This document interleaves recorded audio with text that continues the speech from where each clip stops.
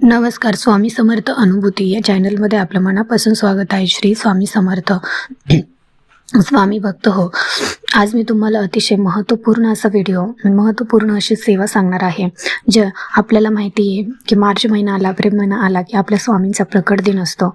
20 मार्च 2026ला आपल्या स्वामींचा प्रकट दिन आहे. प्रकट दिनानिमित्त आपण स्वामींची अशी कोणती सेवा करावी ज्याच्यामध्ये काहीच नियम अटी नाही आहेत. तुम्ही कुठेही चालता बोलता ती सेवा करू शकता. कारण नियम अटी म्हटलं की प्रत्येक जणाला असा प्रश्न पडतो की आमच्या घरात हा नियम पाळला जात नाही, तो नियम पाळला जात नाही. याला कुठलंही बंधन नाही आहे, कुठलीही अट नाही आहे. अशी सेवा जरी तुम्ही केली तरीसुद्धा स्वामी तुम्हाला अनुभव दिल्याशिवाय राहणार नाहीत. ती सेवा कोणती आहे त्यासाठी हा व्हिडिओ शेवटपर्यंत बघा. म्हणजे तुम्हाला तुमच्या सगळ्या प्रश्नांची उत्तरं तर मिळणारच आहेत, पण ही अशी महत्त्वपूर्ण कोणती सेवा आहे ती सुद्धा तुम्हाला समजणार आहे. पण तत्पूर्वी जर आपल्या चॅनलवर कोणी नवीन स्वामी सेवेकरी असतील, स्वामी भक्त असतील तर त्यांनी आपल्या चॅनलला सबस्क्राईब करायला विसरू नका. तर चला मग आपण व्हिडिओला सुरुवात करूया. बघा, स्वामी प्रकट दिन हा आपल्या सगळ्या स्वामी भक्तांसाठी खूप महत्त्वपूर्ण असा सोहळा आहे. स्वामींचा प्रकट दिन म्हणजे साक्षात स्वामी आपल्याला म्हणजे स्वामींचं खूप मोठा हा दिवस आहे. आपल्याला सेवेचा म्हणजे अनुभव घेण्याचा, स्वामींना प्रसन्न करण्याचा. जर एखाद्याला स्वामींचा अनुभव येत नसेल, स्वामी कोण आहे ते समजत नसेल किंवा स्वामींचा ज्यांना चमत्कार बघायचा आहे त्यांनी ह्या दिवसापर्यंत मनापासून स्वामींची सेवा करा. स्वामी प्रकट दिनानिमित्त स्वामींचा नक्की अनुभव आपल्याला अनुभवायला मिळतो. स्वामी नक्की चमत्कार करतात आणि आपल्याला वाटतं ना स्वामी चमत्कार करत नाहीत, स्वामींचा आपल्याला अनुभव येत नाहीत, तर हा दिवस खूप महत्त्वाचा आहे. तर बघा, तुम्ही ह्या दिवसापर्यंत 11 दिवसाचा संकल्प करू शकता, 21 दिवसाचा संकल्प करू शकता. पूर्णपणे हे तुमच्यावरती आहे की तुम्ही संकल्पयुक्त सेवा करता. पण काहींची अडचण अशी असते की आम्हाला लहान बाळ आहे, मध्ये जर विटाळ आला किंवा अजून काही अडचणी आल्या तर आमचं संकल्प पूर्ण होईल का? तर तुम्ही संकल्प न करता म्हणजे अशी सेवा म्हणजे निस्वार्थीपणे सेवा करू शकता, म्हणजे संकल्प न सोडता देखील. तर काहीच तुम्हाला करणं शक्य नाही आहे. आता स्वामी चरित्र सारामृताच्या तुम्हाला जर संकल्पयुक्त 21 पारायण करायचे असतील तर हे अतिशय उच्च कोटीची सेवा आहे. पण काहींना वाचता येत नाही, लिहिता येत नाही, तर त्यांनी अशी कोणती सेवा करायची? त्यांची तर खूप मनातून धडपड असते की मला स्वामींची सेवा करायची आहे पण मला वाचता येत नाही आहे, किंवा अजून काही अडचणी असतात की आपल्या कामामुळे, आजच्या धावपळीच्या कामात नोकरीला जाणं येणं आहे, खूप काही असंख्य गोष्टी आहेत, ह्या म्हणजे वेळ मिळत नाही आहे. या सगळ्या गोष्टीतून आपल्याला म्हणजे कमी वेळेमध्ये आपल्याला जर अनुभव घ्यायचा असेल स्वामींचा तर तुम्ही ही महत्त्वपूर्ण सेवा कराच. ती म्हणजे स्वामींचं नामस्मरण. स्वामींचं नामस्मरण तुम्ही चालता बोलता प्रवासात कुठेही करू शकता. घरातली कामं देखील करताना, कपडे धुताना, भांडे घासताना, फरशी पुसताना तुम्ही कधीही कुठेही स्वामींचं नामस्मरण करू शकता. ह्या नामस्मरण करण्याला काहीही बंधन नाही आहे, काहीही नियम नाही आहेत, अटी नाही आहेत. सगळं काही तुम्ही स्वामींवरती सोडून द्या. म्हणजे तुम्ही फक्त निस्वार्थीपणे रात्रंदिवस जर स्वामींचं नामस्मरण करत राहिले ना तर नक्कीच तुम्हाला स्वामी प्रकट दिनापर्यंत स्वामींचा अनुभव आल्याशिवाय राहणार नाही. एवढी स्वामी नामामध्ये ताकद आहे. आणि तुम्हाला जर हे खोटं वाटत असेल ना की कुठं स्वामींचं नामस्मरण केल्याने एवढी मोठी संकटं कधी दूर होतात का, फक्त श्री स्वामी समर्थ तर नाव घ्यायचं आहे असं नाही. तुम्ही जर ते नामस्मरण 5 मिनिट जरी फक्त आणि फक्त स्वामींनाच डोळ्यासमोर ठेवून जर केलं, नामस्मरण करताना फक्त तुम्ही आणि स्वामी समर्थ महाराज पाहिजेत, जर एवढं जरी तुमच्या डोळ्यासमोर असलं तरीसुद्धा तुम्हाला त्याचा अनुभव आल्याशिवाय राहणार नाही. तुम्ही म्हणाल की मग एवढं 5 मिनिटाच्या नामस्मरणाने एवढं मोठे आमचे दुःख, एवढं मोठे कर्ज, एवढे मोठे अडचणी दूर होणार आहेत का? तुम्ही ते करून बघा. तुमचं दुःख किती मोठं आहे ते आपल्या ब्रह्मांड नायकाला सांगू नका. ब्रह्मांड नायक त्या दुःखांना सांगा की माझे ब्रह्मांड नायक, माझे स्वामी महाराज किती मोठे आहेत. त्यामुळे तुमचं दुःख कितीही मोठं असू द्या, पण स्वामी नामस्मरण इतकं मोठं आहे ना त्या संकटांपेक्षा की तुम्ही स्वतः करून बघितल्याशिवाय त्या गोष्टीचा तुम्हाला अनुभव येणार नाही. तुम्ही म्हणजे नामस्मरण करताना डोळे झाकून जर तुम्ही 5 मिनिट जरी स्वामींचं नामस्मरण केलं ना, तर त्या नामस्मरण करताना तुम्हाला स्वामींची मूर्ती दिसेल, स्वामींची प्रतिमा दिसेल, अक्कलकोटचे दर्शन दिसेल, त्याच्यानंतर वटवृक्षाचं दर्शन होईल, त्याच्यानंतर स्वामींच्या कुठल्याही मठाचा मंदिराचा गाभारा दिसेल. असं काहीही संकेत तुम्हाला स्वामींचं नामस्मरण करताना दिसेल की नाही हे बघा. आणि जेव्हा जेव्हा तुमच्यासमोर हे सगळं काही स्वामींच्या बाबतीमध्ये दिसायला लागेल, तेव्हा समजून जा की स्वामींना तुम्हाला दर्शन द्यायचं आहे आणि स्वामी तुमच्या आयुष्यात खरंच खूप चांगलं करणार आहेत.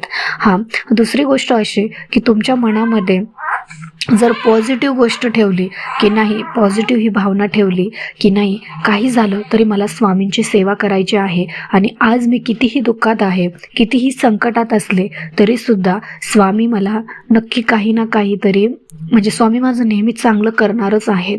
तुम्ही आज जरी कितीही निगेटिव्ह असला तरीसुद्धा मनामध्ये जरी ही भावना ठेवली की काही होऊ द्या, पण स्वामी माझं नक्की चांगलं करणार आहेत, इथून पुढेही चांगलं करणार आहेत, कारण आजपासून मी स्वामींच्या नामस्मरणामध्ये आहे, आजपासून मी स्वामींच्या सेवेमध्ये आहे, तर इथून पुढची संकट, इथून पुढच्या अडचणी सगळं काही स्वामी माझं चांगलं करणार आहेत.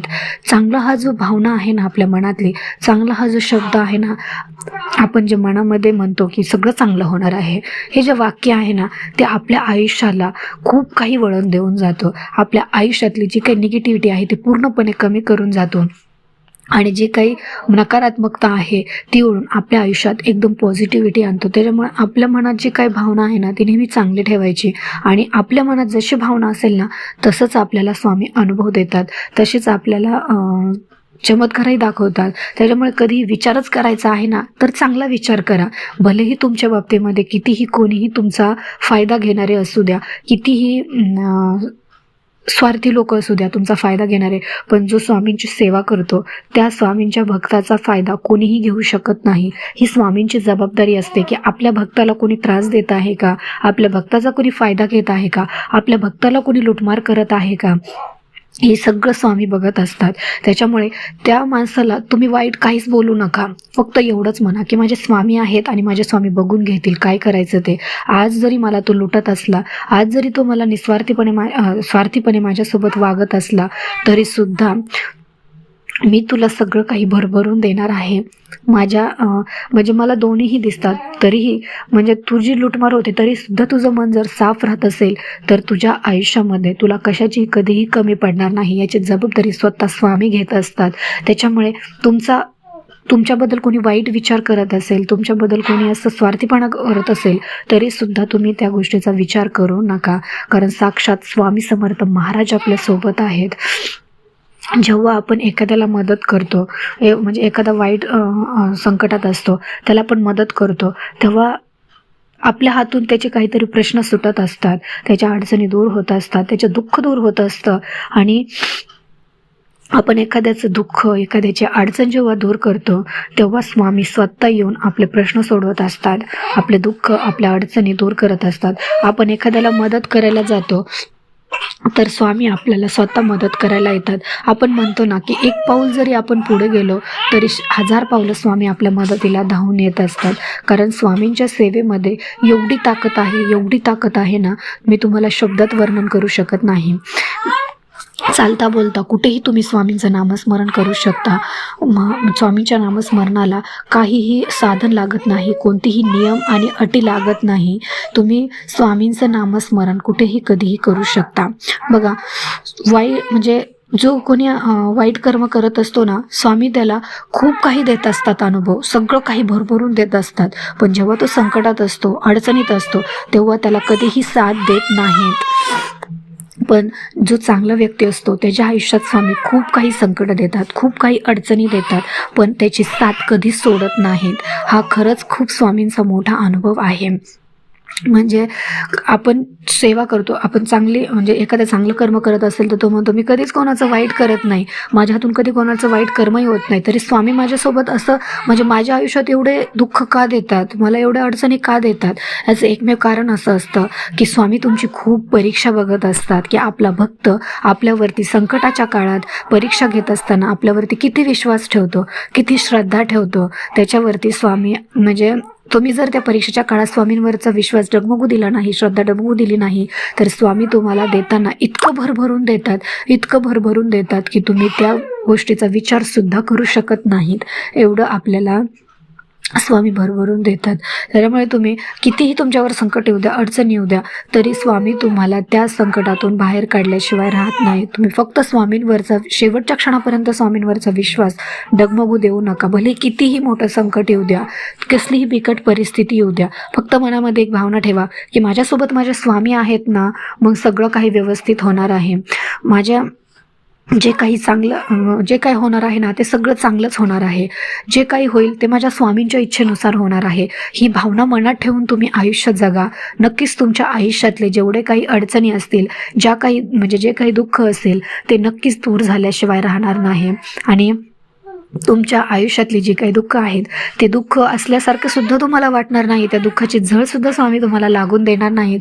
कारण जेव्हा आपण स्वामींच्या सेवेत असतो आणि आपल्यावर किती मोठी संकटं आलेली असतात, किती मोठे दुःख आलेले असले, तरी सुद्धा त्या संकट आपल्याला एकदम फुलाप्रमाणे वाटतात.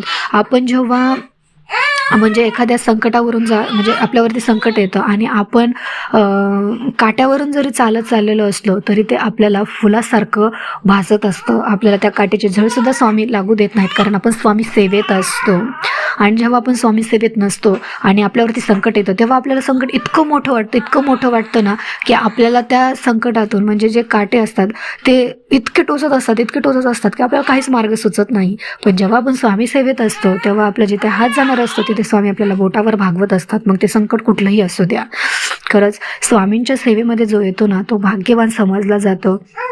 स्वामींची सेवा इतकी तुम्हाला सांगते की जो स्वामी सेवेत येईल ना, तो इतका भाग्यवान मानला जाईल, इतका भाग्यवान की त्याचं काहीतरी पूर्वपुण्य असल्याशिवाय तो स्वामी सेवेत येत नाही. एवढं मी तुम्हाला 100% सांगते. म्हणून हा स्वामी प्रकट दिनाच्या निमित्ताने जो काही आपल्याला स्वामींनी सेवेचा संधी दिलेली आहे, ती संधी चुकू नका. आणि स्वामींची सेवा करायला ही संधी दिलेली आहे, ती संधीचं सोनं करून घ्या. तुमच्या आयुष्याचं सोनं करा. स्वामींची जास्तीत जास्त स्वामी प्रकट दिनानिमित्त सेवा करा. तुमच्या आयुष्यातली संकट, दुःख दूर झाल्याशिवाय राहणार नाहीत. तर मला ही महत्त्वपूर्ण माहिती तुमच्यासोबत पोहोचायची होती. तर ती तुम्हाला कशी वाटली मला कमेंट करून नक्की सांगा. आवडली असेल तर आपल्या चॅनलला लाईक, शेअर आणि सबस्क्राईब करायला विसरू नका. तर भेटूया अशाच एका नवीन व्हिडिओसोबत, नवीन अनुभवासोबत. तोपर्यंत सर्वांना श्री स्वामी समर्थ. धन्यवाद.